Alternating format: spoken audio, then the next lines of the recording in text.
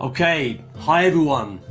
It is 3 o'clock Central European time and it's 9 o'clock Eastern time. So welcome back.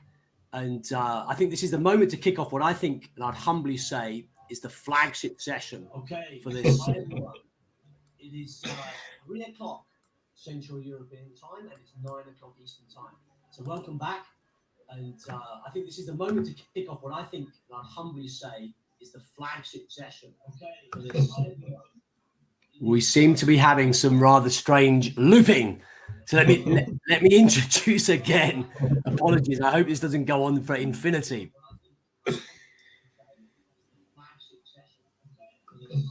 This is very strange. We seem to be having some rather strange looping.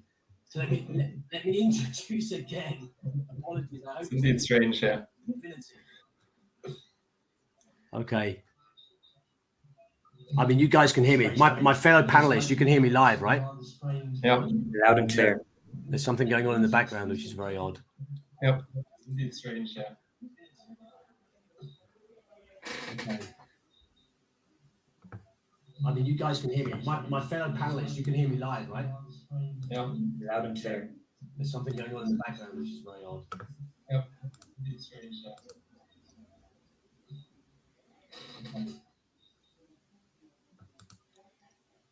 Okay, let me just see if that's better. If there's anything. Okay, that sounds like it's cleared down. So apologies for everyone for that rather strange introduction. As I was saying, it's just past 3 o'clock now, Central European time, not just past 9 Eastern time, and we're just going to kick off what should be the flagship session for this CFO Connect Summit. It's beyond the numbers, how great CFOs lead exceptional teams. Our objective here is to try and find out what is that magic sauce, what turns an average CFO into a truly great one, and how does a great CFO lead an exceptional team. Now, my name is Peter McKenzie. I'm very honored and privileged to be the chair of this panel, and I'll try and keep the discussion going. And I really want to get the people that are watching us, you guys out there, involved in the discussion. So I really would like to see you getting involved, asking questions that I can give to my panelists here.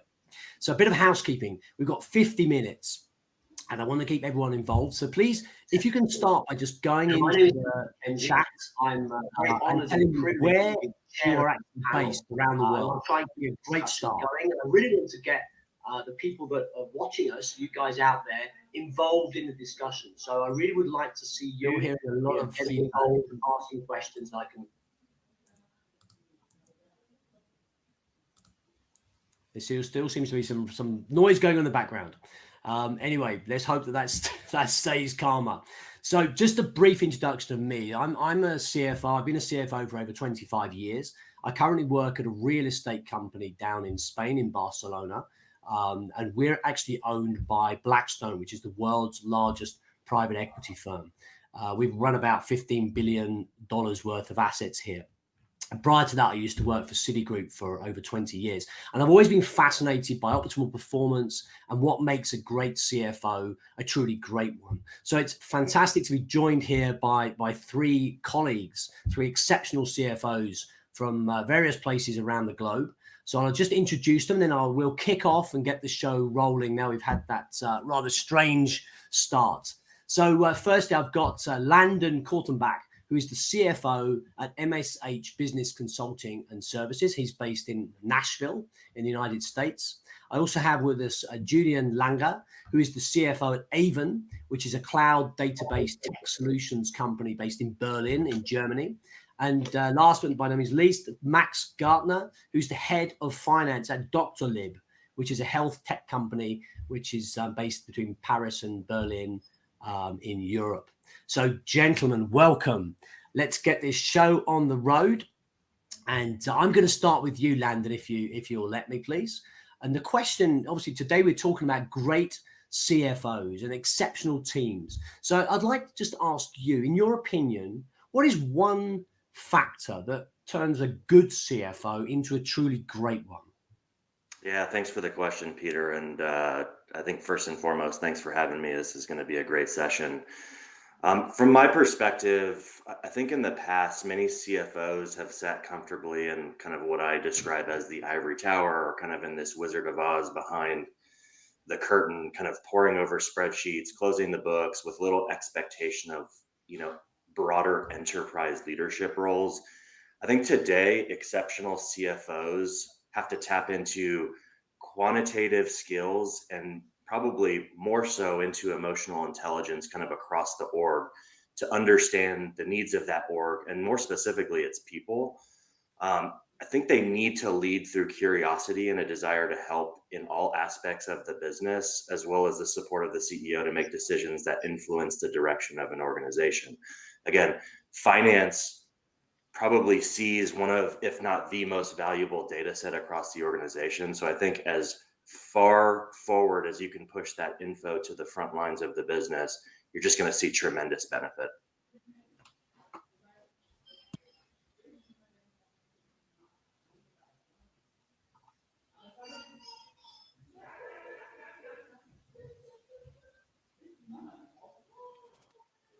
Peter, we cannot hear you, I think.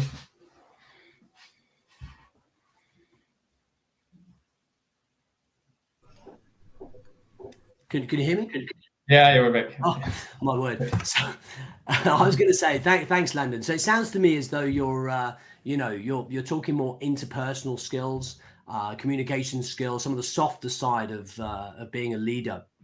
So taking that maybe over to you, Max, would you agree with that, what Landon said, or would you add something else to that CFO, kit? Yeah, thanks, Peter. No, basically, Landon hit it, what he said. In the end, for me, it doesn't really matter if you're like a CFO, if you're a CEO, if you're CDO, if you're head of office management or whatever.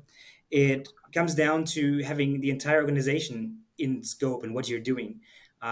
In the end, when you force a solution in your team and into an organization, you have to keep in mind that it also influences all other members of the entire organization. And only if a solution works out in finance, it doesn't mean that it works out in other areas. And it maybe drives sales crazy, maybe drives office management crazy when you enter into a new solution. And that means you have to talk to the people over and over again. Every day, you have to explain them the when and the why and the root cause and why are you doing what you're doing, where you're coming from, what's the goal, to get their buy-in, basically. And what's also very important to me, and it's basically also covers what Landon just said, is you need to see the people as unique human beings. You need to see their strengths and their weaknesses and their background and their characters to make the most value out of them. And the moment when you start seeing some people as a group, and we just talk about the accounting team or the M&A team or whatever, the sales team, it starts being complicated. And you may miss the opportunity to get the best out of them. And I guess this is the most important right now, as no matter if you're a CFO or a CTO or whatever, that's very important to be a great leader for me, for all the organization. Okay, so you've taken, I think, the same idea as Landon, and you've also added a bit of influence in there, how to influence, I guess, the rest of the organization and transmit that down also to your team. So Julian, I couldn't leave you out. Is there anything these guys missed? It seems like the really top level CFO has these really good interpersonal skills. And what else would you add to the mix?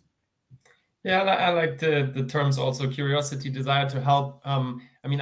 A lot of times people ask me, what are finance's most important metrics, and this always throws me off because kind of, the business metrics are our metrics, there is no difference. Maybe you can add the one, how many days you take to close, but really there's no difference. Yeah. So, to give you one maybe extreme example from my past, before Aiven, I was at Marley Spoon, a startup that I helped grow over 6 years in Berlin. And when it really started taking off, operations started to be an issue. And I was head of operations for a year, with really no prior background next to my CFO job. So, that may be, very far out example, but I think the spirit from what you heard is clear here, that there's no really, here's where finance stops and the business starts and so on, right? So I think going above and beyond your immediate scope of, closing the books and doing planning, I think is super important. And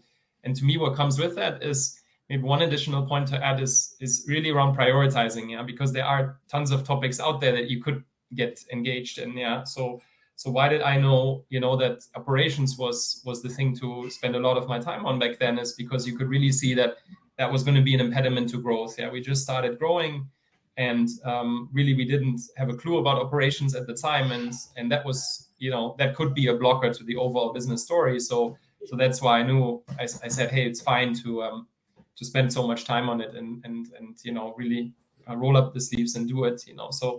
So I think understanding how you prioritize and what you spend your time on, super important in that context, because it could be so many different things. Yeah. And of course, then you may ask, so what is it? Yeah. So maybe this example with the operations is a very clear one from the time, even though it was hard to do. But anything, how you impact the numbers, right, is usually maybe a good, how do you lower costs? How do you increase revenue? It's probably a good way to spend your time, or of course, building or developing your team. Yeah, but really prioritizing is key. Yeah? Okay, that's good addition, I think. So you've added a couple of things there, and maybe I'm going to jump straight back to you before I ask Landon about how he prioritizes what he does. But you just mentioned you had an operations background there. So one of the other things I'm interested in exploring is, do you think that CFOs now traditionally they were finance people, they were numbers based, they were very much, it was a sort of a career. But now I think we're seeing more and more CFOs coming from other backgrounds, or maybe having other skills. So maybe for you there, Julian, because obviously you came from an ops background. What do you think of that? Is that how you see things? Is it like a wider functional base? Let me just clarify. I mean, my background is still finance. I just took over like an additional scope for a while there to kind of help out. Yeah, so I would still say it's very good to have these kind of hard skill, finance experiences that I had. For example, before Marley Spoon, I was with General Electric for 10 years in a lot of different finance roles, and I think that really, prepared me to later become a CFO. So not a fan really of skipping any steps. You need to have done an FP&A analyst job, worked some in controllership or accounting, and really, try to do as many different roles as you can. I mean, I did, in my 10 years at GE, I had 10 different finance roles, I'm sure, and very different kind of sub-functions of finance. So I'm very much a fan of that still, I would say. Yeah, but this was more about kind of, you have to be able to step out when the business needs it. So in Marley Spoon's case, heavy operations content, I think we needed the help on operations in a software business, like most recently at Aiven. I think, you don't have as many costs, and there's no real operations. So I would spend a lot more of my time on commercial topics, for example, or pricing and things like that I think they're much more impactful than maybe some of the cost things. So to me, that's what I meant, that you understand what the business needs, and you kind of, you learn what you need to learn then, on the job. Okay, no, that's interesting. So, I mean, you've obviously navigated around various areas in your businesses. And I mean, going back now to Landon, Julian mentioned the importance of being able to, find the priority, really. What do you focus on? That's also key to being an exceptional leader. And as we just heard, the CFO role can be as wide or as narrow as people make it. And I think the exceptional CFO, probably it's wider than rather than being so narrow. What do you think there? How do you find what to focus on? How do you decide what's important? Yeah, this is a great question. I'm glad this is one we're talking about. So anytime I either go into or I'm getting to a steady state, the way that I think about this from a prioritization perspective is, I've got steady state. What does finance need to do to run the business?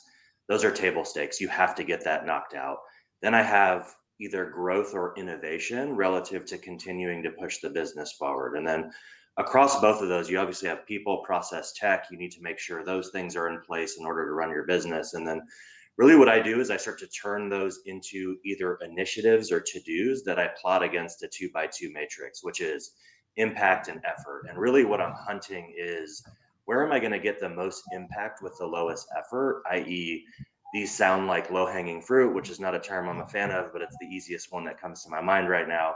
And then really starting to pick up some momentum with tackling things that really help push the organization forward. And so it's a pretty easy way from a framework perspective to really get an idea of where are things in my upper quadrant that I should focus on attacking, and then going out with the team and attacking those things. And my view is always, the more momentum you can get early on in the process, I think the more excited you're going to get your team to continue doing these things, right? And then it's really a matter of just embedding that continuous improvement into the mindset of your team.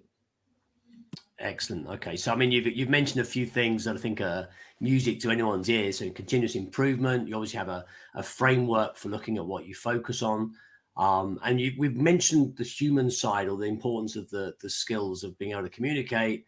We mentioned a little bit of operations. So maybe Max, the last thing that Landon also threw in there was technology. Obviously, we started here with a bit of a technological glitch in this meeting itself, and you're from a technology background. I think you work in the tech space now. So how do you see the CFO and technology these days? I mean, is it a key thing that the CFO should be able to control, the IT area and tech in general? So maybe before I go into this question, maybe let me add something for the priorities, because I think it's also important from the background where I'm in, Doctolib is in right now. It's also driven by what the market needs. For instance, look at the pandemic that we had in the last couple of years. We, as Doctolib, as a healthcare tech company, we've forced ourselves to support all the healthcare players in Germany and in France, to support in this pandemic situation. And so we were also forced to throw away basically our roadmap, financial and also from a technology point of view, to help support the states, the governments, in, for instance, creating a calendar to book vaccinations in Germany and France. So this is basically also something that also as CFO has to keep in mind all the time, that what does the market need right now? So where do we, maybe from one day to another, need to adapt our plan? And now coming to the technological part, that's actually also the same.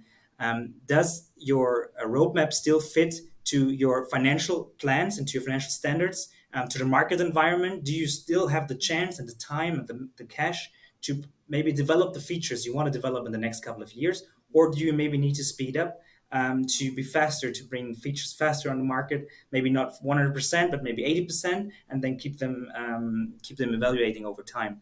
So yes, it's super important for a CFO to have a not just basic understanding, but also a good understanding of what technology is about and how your product is working, to be able to also understand the next steps when it comes to your 5-year plan, for instance. Yeah, very good, very good. And Julian, I mean, there we're talking tech. Also, Max mentioned sort of flexibility, right? I mean, he just spoke about having to adapt to different circumstances. I think the world, as we know, changes ever quicker, and the CFO is right there in the front line. What do you see there? How important is being flexible, and how do you manage that in your own role?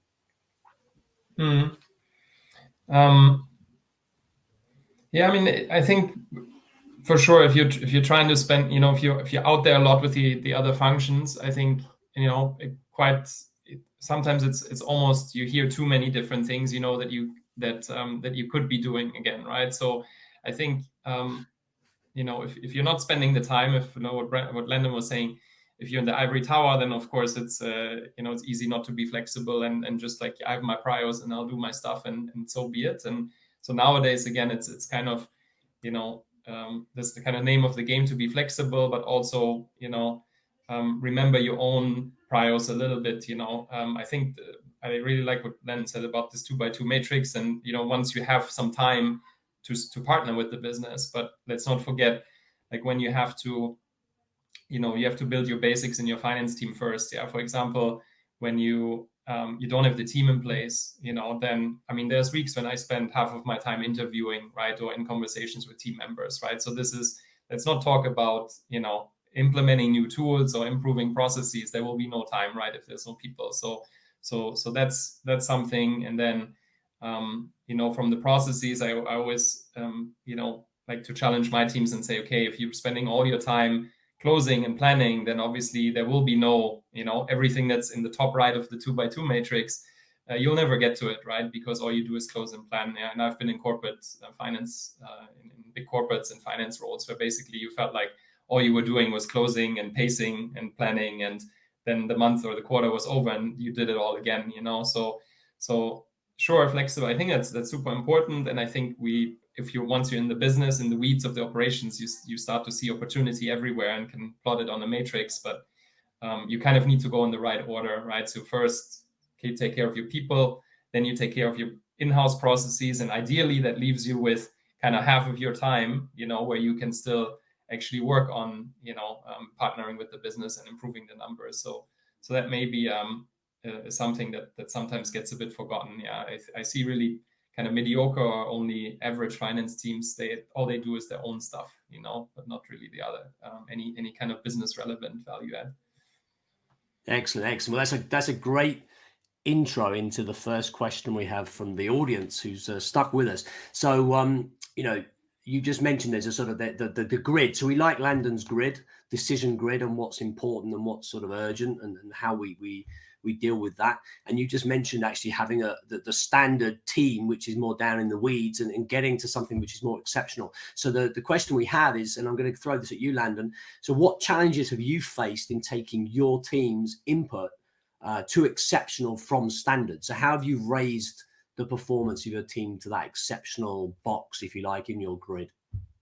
Yeah, I think anytime you're looking to improve from good to great, it doesn't sound as severe as it actually is. And that severity is somewhat subtle. And by that, I mean, it doesn't manifest all at once, it manifests over time. And so I think as you develop a culture of raising the bar, a lot of what I've seen with teams they don't necessarily fear the change, they fear the loss of prior processes, some of that comfort of knowing what they should be doing. But again, it's all about that continuous improvement, and some of that is inherent to some people, some of that has to be taught. And so a lot of the challenges I've seen they're people challenges, right? It's that change management aspect of taking them from something they've either known historically and that's all they've known, or they just haven't learned anything else, and really pushing them to think a different way. But again, I think the challenges for me, they're almost always around people and making sure you have those people in place. And I think Julian said it best, that hierarchy, I think, is spot on. It's people first, then it's the process, and kind of working yourself through that process without tech or with light tech, then it's tech. But again, it's always that people side that seems to be kind of that big rock for me. And so I tend to focus probably a lot more there, because I know that's the one that needs a lot of constant love and attention. Okay, excellent. Love and attention. So we already have a couple of frameworks here: people, process, tech, and we have your decision grid, Landon. So hopefully people are making notes of all this good wisdom. So Max, going to you there. So we're talking again, exceptional teams need exceptional people, and obviously this means talent. Looking for the right talent in the finance space and retaining that talent. What do you do to find and retain your talent? And maybe another question is what is talent these days for a finance leader? What are we talking about here? So talent, what is talent? It's a great question. Talent is not just what is on the paper or what is in the CV. Basically, you need to find the little diamond today in the market.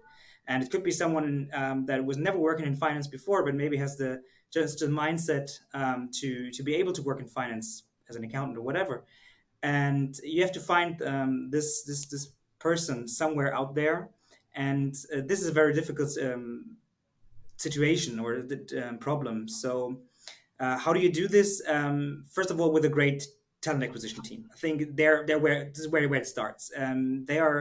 They're the front line. They know best the market, and you need to be very close to them, very much in touch.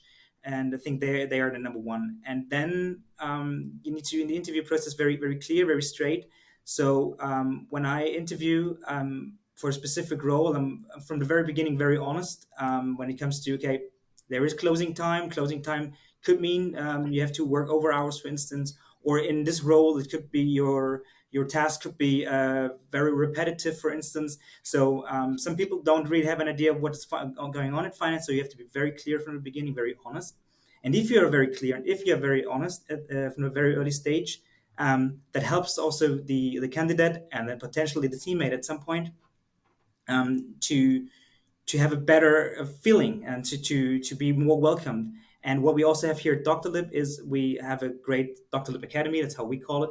It goes for non-sales positions for 1 week. So we invest really 1 week where you're fully onboarded with everything for the entire company. And then we in finance invest another week at least to onboard finance roles standalone. So it's just about the onboarding, the first experience somebody has that really could make an impact on the well-being of the employee and of the new team member to make them stay. And in the long run, it's actually what we already discussed. It's talk to them over and over and over again, explain them the when, the why, and just also it sounds so easy actually, but to have like a little chit chat, right? To get their feelings. Are you feeling well? It's not just always about work. It's also about the feeling of if they feel well, if they like to come to work, if they like remote work, for instance. So you have to be very close to them and make sure that they feel valued all the time, and that they also are trusted. For instance, that you share the information with them that they need to work. Especially in finance, we sometimes tend to keep information as a security, but we need to trust people and share information, and they will reward it with great retention time.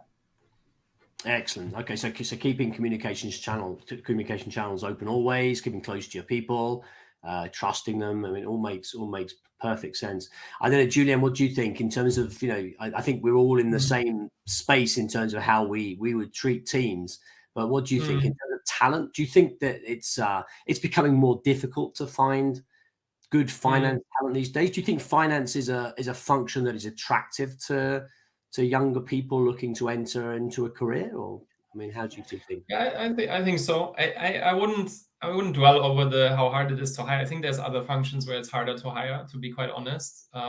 And so you can find the right people. I agree with this, finding the diamond. You do have to spend a lot of time interviewing and be very structured and deliberate about it.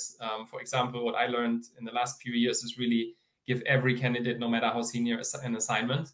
You would be surprised how many people fail at assignments at various levels, even very senior. And, it can be with an analyst type, it can be a really hard skill. How are your Excel skills? And with an executive, it could be, pitch something about a market entry strategy and the slides are awful and the discussion doesn't get off the ground. And, so some of these examples, being very deliberate on interviewing, very deliberate on what Max said on onboarding. I think that's something that we've done in my teams always, very structured, have training modules, have a lot of people train, take it as a bit of a badge of an honor to explain, to others on the team so they get to know each other. Maybe one thing to add is really, if you have people there, so let's not talk about bringing new people in. I believe people will only change, as Landon also said, with certain routines that they need to then establish, something that you didn't do before. Yeah. And one of the pieces of advice I've given to many people that has really changed their professional careers was around being deliberate around your work schedule. Yeah. You have routine tasks, put them in your calendar, yeah, and put them in with the right number of hours that they will actually take, yeah. So if you have to do something in AP and closing in something weekly, block those 3 or 8 hours, however long it takes, and keep doing that with the other things. So being very deliberate about what you do rather than following the emails that come in, the Slacks, the people that turn up. I think that has been very powerful. Sure, mostly with more junior folks maybe, or kind of mid-level, but you'd be surprised, I still do it, right? So you look at my calendar, everything is blocked, and half of the people always think I'm back-to-back in meetings. No, half of the time is blocked for myself, so I make sure my priorities, I really spend also the time. Yeah, it's not just having the matrix, as Landon said, and then knowing what's up there, but if you then get dragged into all kinds of other things all the time, which is very easy in finance. So that's maybe one where I would say that I often say, the mediocre teams, they say they have too much to do, right? And the very good teams say, yeah, sure, there's a lot to do, but we spend our time wisely and we focus on the right things and we block time for the things that are important. Yeah. Excellent. Well, I think here we're getting more words of wisdom. So anyone watching this, I knew this would be the best session of the. Don't make me blush. So good stuff. I mean, funnily enough, now you say that, I'm actually reading a book at the moment by a guy called Cal Newport, which is called A World Without Email. And he literally refers to the same thing and how important it is for anyone to control their time. And we have the choice. We either let email or Slack, control our agendas, he wrote the Deep Work book also. Deep Work. He wrote Deep Work. Absolutely. Yeah, it's awesome. Yeah, we talked about this. Someone commented in the questions also. We talked about this last year. Yeah, no, this is something that there is deep work and there's shallow work, and email is shallow. And most of the time you provide value, you find you're in deep work, and that needs usually a block of 2-3 hours at least. Yeah, this kind of maybe the one sentence summary of what he wrote. Yeah. It's a great thing to aspire to. I have to say. Super. Now, listen, we've got some questions coming in. So I mean, this is really good. So I'm going to start to fire some of these questions out. We've got a question here again, Landon. You're going to have to field this one. This is from Tobias. So Tobias, he says, could you mention your 3 most important values that you hold yourself to, and your team members as well? What values are really important to you? He mentions last year, Julian speaking about candid feedback and deep work. There we go, as 2 core culture traits. But so that was also, hadn't read that piece. Yeah. So there we go. But so what are your core values, your 3 core values, and what you hold your team to follow as a leader? Sure, and I won't double up on the ones y'all have talked about. I think the one I probably spend the most time on is accountability and kind of doing what you say you're going to do. Now, that doesn't mean you're never going to make mistakes. Quite the opposite. It means you own the mistake, you acknowledge it, you figure out how to fix. But I think accountability, and that starts with me being able to acknowledge when I'm wrong, when I've failed, when I've made a mistake, is massive for me and my teams. We won't survive without joint and shared accountability. I think the other one is continuous learning improvement. Never want to be caught just kind of going through the motions, doing steady state. I think kind of buried in there is curiosity within that, but I kind of roll all that into continuous improvement and learning. And then the last one, and maybe it's a value, maybe it's not, but innovation, right? I think this is one of those areas or one of those values that, like, finance can sometimes be last to the table when it comes to kind of pushing functions forward. But I do think, again, based on the data sets we have access to, if we can get into this mindset of innovation, man, there's so much power to unlock from a finance realm that can do the organization wonders. So just to reiterate, it's accountability, continuous learning and improvement, innovation. Super. So three more to add to a couple that sounds like Julian gave us last year. Max, I've got another question for you. But do you want to add any values? We've got 5 really good values, core values to give to a team. Anything you would add that you think, or are we covered? I think we covered it. I would really put I would underline learning here because that's super important. No matter, that's what Julian said. If you're junior, if you come from any position, maybe you come from ops or you come from sales and you transition into sales, into finance. It's about learning and then your self-development within the team. I think that's super important, especially given the fight for talent out there. So maybe it's sometimes worth to give someone outside of finance the chance to work. And if he or she is willing to learn, that's super important. Great. I don't know if you're reading the questions or not, but you just give me the perfect intros to the questions, because you just said that. You said someone coming from outside of finance. We've got a question here from Oleski, who asks about a candidate applying for a role in an exceptional team run by one of you guys, in this case, you, Max. What are the top 3 professional designations, I guess means they're sort of qualifications that you would look for, or skills? And what are the top 3 softer skills that you'd look for on a CV? I mean, what would you be looking for in that ideal candidate? That diamond you mentioned before. The diamond. It obviously it depends on the position itself, but usually in finance you have to trigger a little number. So you have to have a number understanding. You have to work with Excel, so you should have some Excel knowledge, even though you come from another profession. So I think this is the thing at the time. And if you have an education for some roles, if you have finance education, that helps to have an understanding what is a balance sheet, what's a P&L, because for us here in finance, it seems to be we know what it is, but it's sometimes you see even junior accountants and you ask them, okay, what happens after you book an invoice? Where does it end? they usually can't tell. They add it into SAP and then it stops. So you should have a general understanding of where the numbers flow, where they lead to. And I think that's what Landon and Julian said earlier, that we are a center of KPIs and of knowledge in finance, but we spread it out there into the organization. We help the management to take decisions on those numbers that we create. So I think these are 2 and 3 important tasks and skills. From a soft skill perspective, to me, it's really this learning habit. So you should be willing and able to learn. We have a saying here, Doctolib, 3 things a day. Learn 3 things a day. That's I think it's a good thing to do, to have this goal. But I think learning is super important, and to be open and honest. And this is something you can find out during the interview process with your counterpart, with your potential new team member. If he or she is honest, if he or she is willing to learn, and for all the hard skills, is what Julian said in the beginning. You can have an assessment run and check if there is a general understanding of what you need. Excellent. Okay, they sound very, very good criteria to me.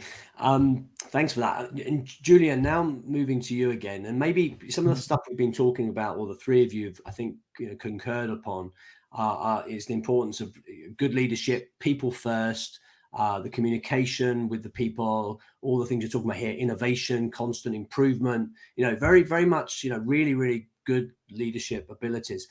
Often, when you look at a CFO, an exceptional CFO, a lot of people begin to say, should the CFO be almost like a CEO, like a semi-CEO? Should they, giving so much value to the business that they could almost fit into that role? How do you see that? Do you think the CFO is a natural fit for the CEO role, or should it be something that really complements the CEO and not necessarily be in the same space? What's your view?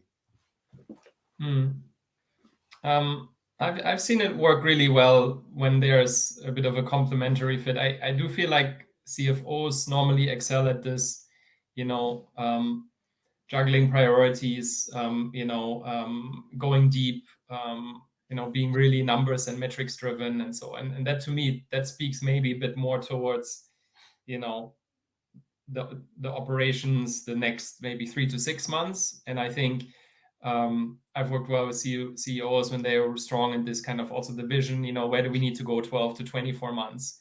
And why I also like a good session, with the exec team to kind of think about strategy and all this. Yeah, but I think probably normally CFOs or finance people are wired a little bit differently, I would suggest. And then I think that's good. So I think that works well when, you have someone who's kind of, thinking long term and pushing, and so this is the North Star, but then you are also the one that says, well, but here's all the things we need to make that happen. So I do see that there's a really complementary traits, similar to how I sometimes joke that when you hire someone into controlling or FP&A, there's a very different people normally from accounting and reporting, and and a lot of times it's not so great when you try to switch roles because people are in a certain way then, and they prefer a certain maybe type of work also. So while I enjoy, rolling up the sleeves and going into details, I think maybe a lot of CEO types do not, and maybe they shouldn't, because it'll kind of distract them from leading in the overall direction. So to me, that can work really well. I've experienced that, and usually I would take the part of the, more the day-to-day operations and run the monthly business reviews and ask more of the questions there versus, being the first who offers a suggestion of where the company should go in 12 to 24 months, not mutually exclusive, not as black and white, maybe as I say it now, but that's kind of my general view. Yeah. Excellent. No. I mean, I think a lot of CFOs seem to ask that question, but I also concur with that. I think it's good that there's a different view. Like any team, it needs to be built up by complementary skills, and I think it's good that the CFO holds a different role and not necessarily fill the same space. So I would agree with that. And again, I have another question here, which sort of angles off that. I realize I'm going around in a circle, but I'm going back to you, Landon, but I'm giving you all the same amount of airtime here. So talking about the sort of mix of people in a team, going back to people again, we've got a question from Clement who asks about the younger generations coming in, right? The X and Z generations who arrive and maybe don't have the I mean, you guys aren't as old as me, but maybe not the same ethic that people from prior generations had, or what they aspired to when they entered into finance. How do you manage these different aspirations of younger people when you're hiring them? What would you do? Yeah, it's actually a good one. I'm glad you came to me because our age at MSH tends to skew a little bit younger. And so we have a lot of conversations around, you know, this younger generation. And I think by and large, yes, money is important. It's important for people to make a living. I think the people, a lot of folks from this generation are looking for is purpose, right? And so for us, and maybe I'm biased because I'm lucky with where I work that I absolutely love it and feel like I have a strong sense of purpose. It's about creating an environment where you can cultivate that purpose, right? It's being very, very selective in your hiring to only hire people that fit that mold of looking for purpose out of their work. And so I think for us, obviously it's about like catering to where they're consuming information, but again, going back to like that deeply human aspect, I think there's like this craving for connection, and we can do that by helping to provide purpose within their work, that gives them that kind of that motivation day in and day out to do a really great job. Right. No, that sounds aspirational. If we can give people purpose with their roles, and I think that's what we're all looking to do. If we can within the environments we're in. Obviously, sometimes the day-to-day can be a grind, but I agree. If we can do that, that is superb. Really good. So Max, I'm coming to you now, and I have a maybe a tricky question. So you have to dig into your past here, but I also like this type of question, which is talking about challenges. We've talked about a lot of good stuff, a lot about generic things here that we aspire to as leaders, but there's always times that things don't necessarily work, and including with our teams, right? So Agnieszka has asked us, what has been your major challenge when you've been managing a team, and how did you solve it? So there's of course several challenges you face when you manage a team. We just said you have the age difference, and you have cultural differences, for instance. So in my past, I had the experience once with a team member from Asia, and it's known or well known that Asians sometimes tend to not say no. They rather smile to you. They nod, and then they say yes. And I had a team member back then who was hired to be a senior team member to help lead projects, to help also lead the team. And I, under the impression he's a senior, and also with me not being that experienced, I tended also to leave him alone, to let him do his job, and to force and to drive the projects. And after some time, when it was time to deliver the project, we found out that even though I repeatedly asked the guy, all is well, do you need help with the project? Always no, all is fine, all is well. That the projects failed in the end. So for me, a key takeaway here is to be very close to the guys, even though they smile at you, even though they say everything is well. So to trust your gut, because you usually have a feeling, right? When you talk to someone, is all is okay, and they be like, yeah, no, and then it's easy. But if they smile at you and be like, everything's fine, you have a feeling, no, something's wrong, then dig and try to talk to them and try to find out what's wrong. So to keep them very close and to overcome, in my case now, cultural differences. Excellent. No, I mean, I think that's when we're dealing with people from different cultures, diverse teams. Obviously, it's a very different challenge than if we're just dealing with people that we tend to surround ourselves with people that are similar to us, which is I think an error. But then it also gives us challenges. So I think that's a really interesting situation you had there. And in fact, Julian, going back to you, we've got 5 minutes left, but this is another topic I wanted to touch on actually today. I think Max has given me yet again, this almost looks like it's a perfect intro to this. If you look at the four of us, we are four white males sitting here. I may be a little bit older than you guys, but we are what we are. And of course, the world, maybe we don't represent diversity across the globe. How do you see the CFO's role in pushing the diversity agenda? I think it's super important. It's one of my very close to heart topics. In fact, to be to be brutally honest, I think in finance, you don't have an excuse not to have diverse teams. We have a lot of great non-white talent. We have a lot of great female talent at GE. You know, I when I started, I did a trainee program. It was always meticulously held at 50-50 male-female. And, you know, so I'm used to these kind of diverse environments from my GE times. And I've not just have a sense of kind of it's fair and that's why we should do it, but I've seen the outcomes are better that way. So, you know, call me like a true believer through experience.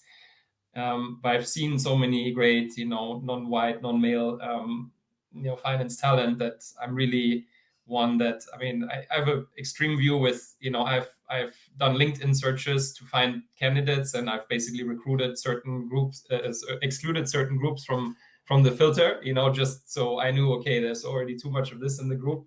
So let me just look for, you know, I had too many male direct reports, and I said, I'm only going to consider female candidates. So for some people that may be taking it too far, but I'm that much of a believer in it that I will do what, you know, the Americans call affirmative action. And, you know, so, I mean, we built a team of over 40 in finance and some other functions I had at Aiven, and very focused in Helsinki, Finland, which is a not diverse place. But still, we were very close to 50-50 male-female. We were 20% non-white, which, you know, that was probably the harder part. But I think really, I'm a really, really strong believer in this. And I think if you tell yourself that in finance it's hard to hire, you know, non-white and non-male talent, then I think you lied to yourself. Then really, you need to get with the program. Excellent. I can see the other guys nodding, so I think we're all in agreement that diversity is absolutely key thing to promote from a finance perspective. Listen, this time has flown by, and we weren't helped by the technological issues at the very beginning, but I want to give you each a minute just to close. I mean, I've taken some notes here, but rather than me wrapping up, I think it's best that you guys have a last thing, if you want to leave people with a final tip, a final resource, a final word for them to go away with. It's been a fantastic panel. Maybe I'm going to go the other way this time and start with you, Max, rather than going the same way as always. So, Max, what would you like people to be left with? So first of all, thanks. It was a really great pleasure working with all of you here, and it was a great panel. So for me, in the end, is what we said a lot of times here in the last 47 minutes. It comes down to the people. It comes down to your team members, and you need to talk to them, and you need to take them as they are, and you need to make use of them in the end. You need to take their strengths and their weaknesses as a chance, not as a risk. And in the end, for me, you can forget everything I said, because for me, there's only one sentence. That's my sentence when it comes to management. When it comes to managing people, it's always: people work for people, not for companies. Fantastic. Thank you very much. Landon, what would you like to leave us with?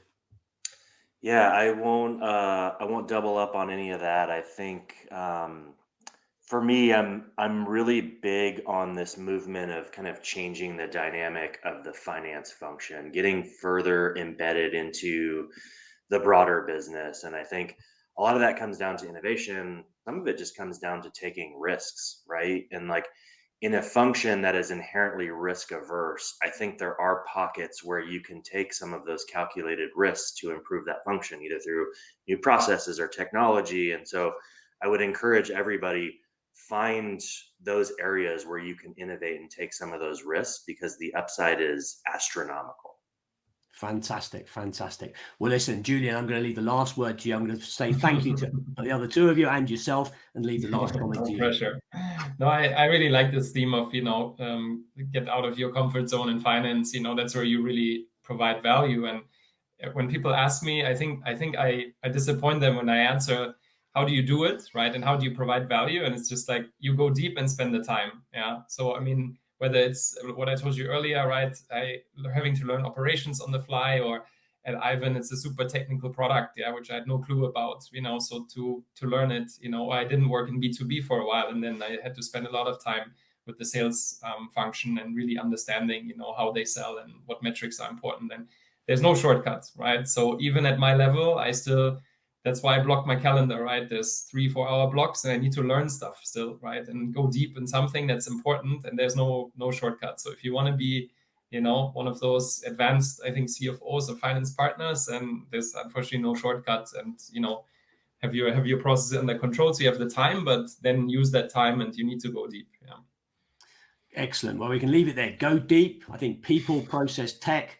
A lot of great tips from all of the panel here. It's been a real blast. Been fantastic to be with you guys. 3 super CFOs. Thanks for the questions, everyone in the audience as well. It's been really good fun. It's flown by, and hopefully you've all taken some real value from what these experts have given us this afternoon. And with that, I'll hand it back to the organizers 1 minute later than planned. Thanks, Peter. Thanks all. Thanks.